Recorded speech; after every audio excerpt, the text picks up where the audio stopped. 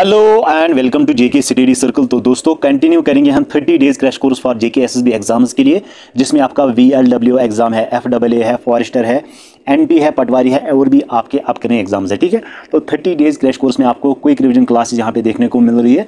जितना भी आपने पढ़ा हुआ है तो इन लेक्चर्स के जरिए आपको अच्छे तरीके से रिवीजन कराया जाएगा, क्योंकि आपको कुछ ही दिन रह गए हैं एग्जाम को, VLW एग्जाम को आपको कुछ ही दिन रह गए। बस आपको अब रिवीजन करना है और ज़्यादा से ज़्यादा आपने MCQs को प्रैक्टिस करना है। तो let's start our lecture number 14 GK portion का, एनवायरमेंटल, इकोलॉजी एंड बायोडाइवर्सिटी। ये एक बहुत ही इंपॉर्टेंट टॉपिक है, इसको बिल्कुल भी स्किप नहीं करना है। इस पर 2 से 3 क्वेश्चंस आपसे पूछे जाते हैं। ठीक है, इस लेक्चर की जो PDF है आपको हमारे टेलीग्राम चैनल पे और व्हाट्सएप ग्रुप पे शेयर कर दी जाएगी। इसी वीडियो के डिस्क्रिप्शन बॉक्स में लिंक से जाइए और ज्वाइन कीजिए। ठीक है, तो let's start our lecture number 14 GK portion.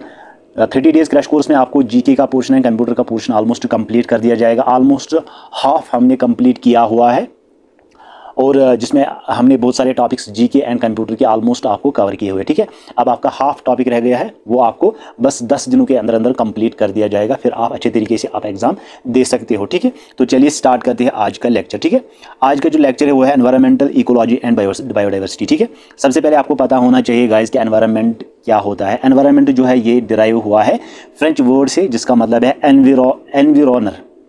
एनविरोनर का मतलब है टू सराउंडिंग। ठीक है, टू सराउंडिंग। अगर हम बात करेंगे according to the environmental act 1986, जो भी हमारे सराउंडिंग में फिजिकल एंड बायोलॉजिकल ऑर्गेनिजम्स है अपने सराउंडिंग में, वो एक दूसरे से जो इंटरेक्शन करते हैं उसको हम एनवायरमेंट कहते हैं। चाहे वो फिजिकल है या बायोलॉजिकल है, चाहे वो कीड़े मकोड़े है, चाहे ह्यूमन्स है, चाहे एनिमल्स है, चाहे प्लांट्स है। तो जो भी living organisms, non living organisms, biological, physical, इनका सराउंडिंग में होना और इनका आपस में इंटरेक्शन करना, उसको हम क्या कहते हैं गाइस? एनवायरनमेंट। ठीक है, ये आपको याद रखना है। उसमें इंक्लूड आपका वाटर भी होता है, एयर भी होता है, लैंड भी होता है। ठीक है, ये तीनों पार्ट्स इसमें इंक्लूड होते हैं, किसमें? एनवायरनमेंट में। और एक डिफिनेशन से आसानी से आपको समझ में आएगा, the flora and fauna, micro organisms and man made structure. एक तो आपका माइक्रो ऑर्गेनिजम्स जो आपके कीड़े मकोड़े है, एनिमल्स है, living non living animals, made man structure जो भी इंसानों ने बनाया हुआ है आपके सराउंडिंग में, जिनकी बाई डायरेक्शनल इंट्रैक्शन है, यानी कि यूनिडायरेक्शनल नहीं, बाई डायरेक्शनल। एक तो यहाँ से भी इंटरेक्शन होनी चाहिए, वहाँ से भी इंटरेक्शन होनी चाहिए, उसी को हम कहते हैं सराउंडिंग, उसी को हम कहते हैं एनवायरनमेंट। ठीक है, वो चाहे डायरेक्टली हो या इनडायरेक्टली हो एक दूसरे के साथ, दैट इज कॉल्ड एनवायरनमेंट। ठीक है गाइस, यहाँ तक आपको समझ आया? एक आसान तरीके से मैं आपको समझाऊंगा। Humans, animals, micro organisms, biotic, abiotic, चाहे वो पानी में रहते हैं, चाहे वो हवा में रहते हैं, चाहे वो ज़मीन में रहते हैं, चाहे वो किसी भी आपके सराउंडिंग में हो, फिजिकल या बायोलॉजिकल, उसको एनवायरनमेंट कहते हैं। और उनकी आपस में इंटरेक्शन भी होनी है, तभी उसको एनवायरमेंटल कहा जाएगा। ठीक है, तो ये एक आसान सी डिफिनीशन होगी आपके एनवायरनमेंट। देखिए, अगर हम बात करेंगे in context of relation between people and environmental, जो इंटरेक्शन है आपकी, रिलेशन है आपकी पीपल एंड एनवायरनमेंट में, उसको, उस कंसेप्ट को एनवायरमेंटल डिटरमिनिज्म कहा जाता है, जो कि 19th सेंचुरी में दी गई थी। ठीक है, ये भी आपको याद रखना है। Environmental determinism was conquered by 19th century between relation between people and their environment. ठीक है गाइस, यहाँ तक आपको समझ आए? चलिए आगे चलते हैं। अब यहाँ पे जो दूसरा टॉपिक है इकोलॉजी या इकोसिस्टम भी हम इसे कहते हैं, इकोलॉजी या इकोसिस्टम। ये क्या होता है? इकोलॉजी ये इंटर रिलेशन होती है between living organism and their environment. Living organism यानी कि जो जिंदा है, जिसमें ह्यूमन्स है, एनिमल्स है, माइक्रो ऑर्गेनिजम्स है, आपके जो वाटर, जो पानी के अंदर ऑर्गेनिजम्स है, आपके एयर में जो ऑर्गेनिजम्स है, यानी कि जो भी लिविंग ऑर्गेनिजम्स है उनके एनवायरमेंटल के साथ रिलेशन, इंटर रिलेशन, उसको कहते हैं इकोलॉजी। ठीक है गाइस, क्या कहते हैं? इकोलॉजी। ठीक है, फिर से समझो, inter relation between living organism. Living organism में सिर्फ आपका इंसान ही नहीं है, ह्यूमन ही नहीं है, उसमें एनिमल्स भी है, उसमें माइक्रो ऑर्गेनिजम्स है, उसमें जो है, जो आपके एयर में माइक्रो ऑर्गेनिजम्स है, जो आपका पानी है, जो आपका हवा है, जो आपका वाटर है, जो बायोटिक है, जो एबायोटिक है, ये सारे लिविंग ऑर्गेनिजम्स है। इनका इंटरेक्शन होना, इनका रिलेशन होना एनवायरमेंटल के साथ, एनवायरमेंट के साथ, अपनी सराउंडिंग के साथ, उसको इकोलॉजी या इकोसिस्टम कहा जाता है। ठीक है, अब ये इकोलॉजी टर्म जो है, इसको एक साइंटिस्ट ने डिराइव किया जिसका नाम था टेंसली। ठीक है, ये भी आपको याद रखना है। अब हर किसी इकोसिस्टम वो बना होता है 2 कंपोनेंट्स का। ठीक है, दो कंपोनेंट्स कौन कौन से, एक है बायोटिक कंपोनेंट और एक है abiotic component. Biotic means living, bio का मतलब ही है लिविंग। उसमें दो तरह के, बायोटिक कंपोनेंट में तीन तरह के कंपोनेंट्स, तीन तरह के पार्ट्स है। सबसे पहले प्रोड्यूसर्स, उसके बाद है आपके कंज्यूमर्स और उसके बाद है आपके डिकम्पोजर्स। एबायोटिक कंपोनेंट में carbon substance, non carbon substance जो आपका एयर है, इकोसिस्टम में है, क्लाइमेटिक फैक्टर क्या है आपका, टेम्परेचर कितना है आपका, वाटर कितना है, टेम्परेचर कितना है, सॉइल कितना है, माइक्रो ऑर्गेनिज्म्स कितने हैं, मिनरल्स कितने हैं, these are all the abiotic. Abiotic, ठीक है। बायोटिक के बिल्कुल अपोजिट में कौन है, एबायोटिक। एबायोटिक में जो है कार्बन सबस्टेंस आपका आता है, नॉन कार्बन सबस्टेंस है, क्लाइमेटिक फैक्टर है, जिसमें हम एग्जांपल देंगे वाटर का, सनलाइट का, टेम्परेचर का, सॉइल का, मिनरल्स का, et cetera. These are all the abiotic component. इस पर भी आपसे क्वेश्चन पूछा जाएगा, बोलिए एबायोटिक कंपोनेंट कौन कौन से है, वहाँ पे ऑप्शंस होंगे इसी तरह। तो आपको याद रखना है water, sunlight, temperature, soil, minerals, these are all the abiotic components, ठीक है। बायोटिक कंपोनेंट्स में आपके पास है प्रोड्यूसर्स, कंज्यूमर्स, डिकम्पोजर्स। प्रोड्यूसर्स में क्या क्या होता है, प्रोड्यूसर्स वो कंपोनेंट होते हैं जो अपना फूड खुद तैयार करते हैं, जिसमें आपके ग्रीन प्लांट्स है, ग्रीन लीव्स है, वो अपना जो है फूड खुद ही तैयार करते हैं थ्रू सनलाइट, थ्रू फोटोसिंथेसिस। ये आपको पता ही होगा, ये आपने बचपन में भी पढ़ा होगा, ठीक है। उसके बाद है कंज्यूमर्स। कंज्यूमर्स जो है इसमें फिर तीन पार्ट्स हैं, ठीक है। इसमें भी फिर तीन पार्ट्स निकलते हैं, primary consumers, secondary consumers, tertiary consumers, ठीक है। तो प्राइमरी कंज्यूमर्स में कौन कौन से हैं, जो कि लिव्स ऑन ग्रीन, ये ग्रीन पर डिपेंड करते हैं, ग्रीन लीव्स पर डिपेंड करते हैं। Plants are some parts of them, यानी कि आपके पास जो भेड़ बकरी होती है, cow, buffalo, these are all the primary consumers, क्योंकि ये किस पर डिपेंड करते हैं, ये डिपेंड करते हैं ग्रीन लीव्स पर या प्लांट्स पर या उनके पार्ट्स पर, ठीक है। जैसे कि हाथी होता है, वो एक तो पत्ते भी खाता है, झाड़ियाँ भी खाता है, ठीक है। काउ आपका घास खाता है, इसी तरह बफेलो आपका घास खाता है, इसी तरह जो आपके पास बकरी, भेड़ बकरी है, वो भी घास खाते हैं। तो उनको प्राइमरी कंज्यूमर्स के हम उस जो है वहाँ पे रखते हैं, ठीक है। उसके बाद है सेकेंडरी कंज्यूमर। सेकेंडरी कंज्यूमर्स कौन से कंज्यूमर्स होते हैं, that depend upon primary consumers, ये डिपेंड करते हैं प्राइमरी कंज्यूमर्स पर। किन पर, प्राइमरी कंज्यूमर्स पर। यानी कि आपका उसमें एग्जांपल हो गया फॉक्स, वोल्फ, पीकॉक, ये क्या करते हैं, ये डिपेंड किस पर करते हैं, प्राइमरी कंज्यूमर्स पर। प्राइमरी कंज्यूमर्स आपको मैंने पहले ही बोला, प्राइमरी कंज्यूमर्स होता है गाय, भेड़, बकरी, आपका जो है बैफेलो वगैरह, ये सारे क्या होते हैं, प्राइमरी कंज्यूमर्स।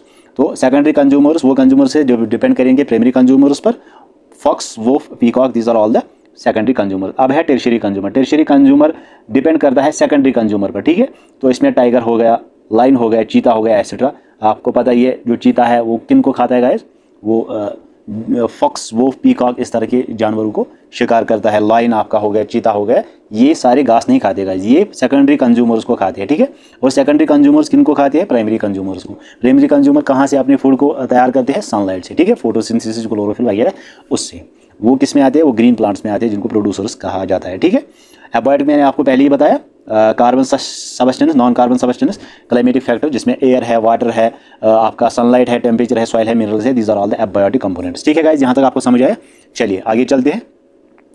अब आपका यहाँ पे जो है इंपॉर्टेंट टॉपिक है वो आपका फूड चेन, किस तरह चलता है, प्रोड्यूसर, फिर आपका जो है कंज्यूमर, आपका डिकम्पोजर। एक मिनट, डिकम्पोजर जो है यहाँ पे मैं डिकम्पोज मतलब डेड, जो भी डेड होता है आपका मिनरल्स, वो आपका डिकम्पोजर मतलब जो डिकम्पोज होता है। इसमें फंगी होता है, बैक्टीरिया होता है, ये क्या करते हैं, ये डेड मटेरियल्स को खाते हैं। जैसे आपने वो दीमक जो होता है, दीमक जो है उसको हम डिकम्पोजर में जो है वो कंसिडर कर सकते हैं, क्योंकि वो लकड़ी को खाता है, डेड एनिमल्स को खाता है। जैसे आपने पढ़ा होगा कि जब गाय वगैरह मरती है, जो भी डेड एनिमल्स मरते हैं, उनको फिर कौन खाता है गाइस, उनको फिर खाता है बैक्टीरियाज, फंगी वगैरह, ये उनको खाते हैं, डेड मटेरियल्स को खाते हैं, ठीक है। उनको डिकम्पोजर कहा जाता है। उसके बाद है आपका फूड चेन, ठीक है। फूड चेन आपका किस तरह चलता है, यहाँ पे मैंने आपके लिए ये पिक्चर लगाई हुई है, ठीक है।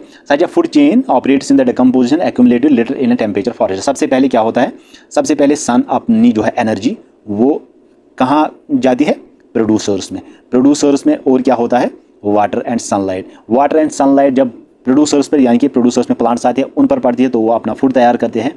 प्रोड्यूसर जो है हर्बीवोर्स एंड प्राइमरी कंज्यूमर्स, ये कौन सा, ये किनको खाते हैं, प्रोड्यूसर्स को। हर्बीवोर्स में आपका जो है आपके छोटे जो हर्बीवोर्स है उनमें आते हैं कीड़े मकोड़े, यानी कि आपके जो घर में काऊ, आपके शीप वगैरह, buffalo, and these are all the herbivores, ठीक है। हर्बीवर्स मतलब जो प्लांट्स को खाते हैं, ये आपको याद रखना है। हर्बीवर्स जो प्लांट्स को खाते हैं या हर्बीवर्स जो प्रोड्यूसर्स को खाते हैं। एंड उसके बाद है आपका ओमनिवर। ओमनिवर में आपके सेकेंडरी कंज्यूमर आते हैं। सेकेंडरी कंज्यूमर किनको खाते हैं? प्राइमरी कंज्यूमर्स को, ठीक है। उसमें माउस आपका हो गया, फॉक्स आपका हो गया, वुल्फ हो गया आपका, ये क्या खाते हैं? इनको खाते हैं हर्बीवर्स को, ठीक है। हर्बीवर्स को प्राइमरी कंज्यूमर्स को खाते हैं। उसके बाद है आपका टेरिशरी कंज्यूमर, यानी कि जिसमें स्नेक वगैरह आते हैं, फॉक्स वुल्फ आता है, ये किनको खाता है? ये सेकेंडरी कंज्यूमर्स को खाता है, जिसमें आपका ओमनिवर माउस वगैरह जो होते हैं आपके सांप, उनको खाता है, ठीक है। उसके बाद है आपका टेरिशरी कंज्यूमर, जिनको कार्निवर भी कहा जाता है। ये भी कार्निवर में आता है क्योंकि ये दोनों क्या खाते हैं गाइस? इसको, ये दोनों इसको खाते हैं, लेकिन ये जो है कार्निवर ये दोनों को खाता है, ठीक है। ये आपको याद रखना है, यानी कि जो कार्निवर है टेरिशरी कंज्यूमर ये दोनों को खाता है। ये ओमनिवर को भी खाता है, ये टेरिशरी कंज्यूमर को भी खाता है, ये सेकेंडरी कंज्यूमर को भी खाता है, ठीक है। उसके बाद है आपका डिकम्पोजर। डिकम्पोजर क्या करता है? ये कार्निवर इनको भी खाता है, और ये डिकम्पोजर्स न्यूट्रिएंट्स यहाँ से लेते हैं प्रोड्यूसर से, ठीक है। जो आपके दीमक होता है वो क्या करता है? वो डिकम्पोज डेड मिनरल्स, डेड जो एनिमल्स होते हैं उनको खाता है, जिसमें बैक्टीरियाज फंगी वंगी आते हैं, ठीक है। ये एक तरह से फूड चेन जो है इस तरह चलता है, ठीक है। एक से दूसरा, फिर यहाँ से यहाँ, फिर यहाँ से यहाँ, इस तरह ये एक फूड चेन चलती है। और ये फूड एनर्जी भी ट्रांसफर होती है सनलाइट से प्रोड्यूसर, प्रोड्यूसर से हर्बीवर्स, हर्बीवर्स से ओमनिवर्स, ओमनिवर्स से कार्निवर्स। इसी तरह ये एक एनर्जी भी फ्लो होती है थ्रू प्रोड्यूसर्स टू कार्निवर्स, ठीक है। ओके, अब है आपका फूड वेब। फूड वेब क्या होता है? ये एक चेन होती है। When the feeding relation in a natural ecosystem becomes more complicated, the food chain does not remain simple and linear, rather is also complicated by several interconnected overlapping food chains। यानी कि overlapping of food chains जो होती है, जिसमें complicated होता है, कौन किसको खाता है, कौन किस तरह अपनी एनर्जी को कंज्यूम करता है, तो उसको हम कहते हैं food web. This happens when a greater number of species feed on many kinds of prey, यानी कि एक ग्रेटर नंबर ऑफ स्पीशीज एक greater number of species feed करता है on many kinds of prey, ठीक है। जैसे कि यहाँ पे अगर गाइस फॉक्स है, आपका बजाड़ है, रैबिट है, तो ये माउस जो है फॉक्स भी इनको खाता है, ठीक है। और बजर्ड जिसमें आपका स्नैक है ये भी इसको खा सकता है, रैबिट भी इसको खा सकता है। यहाँ से अगर हम बात करें तो ग्रास होपर किसको खाता है? प्लांट को। बरीज को भी खाता है। और इसके साथ मिट माउस ये किसको खाता है? स्नैक इसको खाता है, मिट माउस को। बटरफ्लाई, फ्रॉग बटरफ्लाई को खाता है। इसी तरह फ्रॉग ड्रैगन फ्लाई को भी खाता है। इसी तरह lady bird dragon fly lady bird को खाता है। ग्रीन फ्लाई ग्रीन प्लांट्स को खाता है। तो इस तरह से जो मिक्सड फूड चेन है, इसको हम फूड वेब कहते हैं, ठीक है गाइस। यहाँ पे आपको सिंपल याद रखना है, food web it is a complicated by several interconnected overlapping food chains. ये जब ओवरलैप होता है मुख्तलिफ फूड चेन्स का, तो उसको हम फूड वेब कहते हैं। उसमें रिलेशन होती है नेचुरल इकोसिस्टम का एक दूसरे के साथ, ठीक है। यहाँ पे आप इस पिक्चर में आसानी से आपको समझ में आएगा। उसके बाद है आपका guys water cycle. Water cycle आपका किस तरह होता है? तो सबसे पहले यहाँ इमेज में आपको अच्छे तरीके से समझ आएगा। प्रोक्लेशन जो कि ज़मीन के अंदर होता है, ग्राउंड वाटर के बाद जो है वो समंदर इवापरेट करता है जब सनलाइट उस पर पड़ती है समंदर पे। उसके बाद इवापरेशन होती है, इवापरेशन के बाद कंडेंसेशन होती है, यानी कि बादल बनते हैं, ठीक है। उसके बाद कंडेंसेशन के बाद आपके प्रेसिपिटेशन होता है, जब जो आपका क्लाउड्स है, और ट्रांसपोर्टेशन होती है, आपके ट्रांसपायरेशन होती है, आपके जो आपके प्लांट्स है, बड़े बड़े प्लांट्स है, उनके ऊपर जब रोशनी पड़ती है तो उसका ट्रांसपायरेशन होता है।